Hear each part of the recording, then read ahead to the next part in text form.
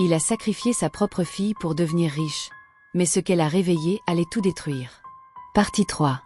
Je voulais de l'or. Mais j'ai reçu du sang. Et ce sang ne me laisse plus respirer. Zuleyka s'approcha. Elle s'agenouilla à ses côtés. Puis, sans un mot, elle déposa le collier brisé dans sa main. Elle me parle. La nuit. Elle n'a pas de haine. Juste une question. Laquelle? Murmura Bakary. Papa, tu m'as oublié. Un tremblement parcourut la maison. Les fenêtres vibrèrent. Une bougie s'éteignit seule. Et dans le miroir du salon, Salima était là. Mais elle pleurait. Pas du sang. Des larmes. Vraies. Lourdes. Mais apaisées. Zuleyka prit la main de Bakary. Et elle déclara. Alors écoute-moi bien. Si tu veux qu'elle t'écoute, il faudra que tu fasses ce que tu n'as jamais su faire. Ne pas fuir. Et ne pas mentir.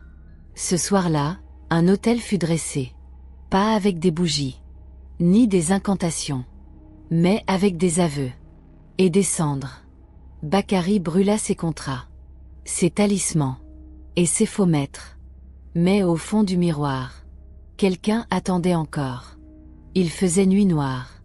Mais la maison brillait. Pas de lumière. Mais une présence.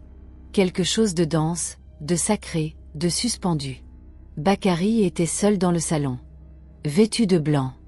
Le collier de Salima entre les mains. Autour de lui, des dessins d'enfants collés au mur, comme des témoins. Zuleyka veillait à distance. Elle avait compris. Cette bataille-là, il devait la mener seul. Il s'agenouilla. Déposa le collier au sol. Puis sortit un petit sac. Dedans, son livre de pacte. Le chèque bancaire de sa première fortune.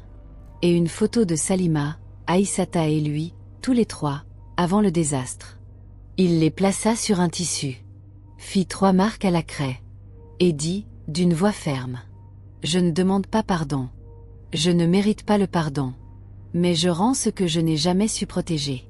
Si tu dois me prendre, prends-moi. Mais laisse-la, elle. Laisse-la partir en paix. Un silence. Puis un vent glacial. Les bougies s'éteignirent. Et dans le miroir, Salima apparut une dernière fois. Elle s'approcha lentement du reflet de son père. Puis, elle sourit.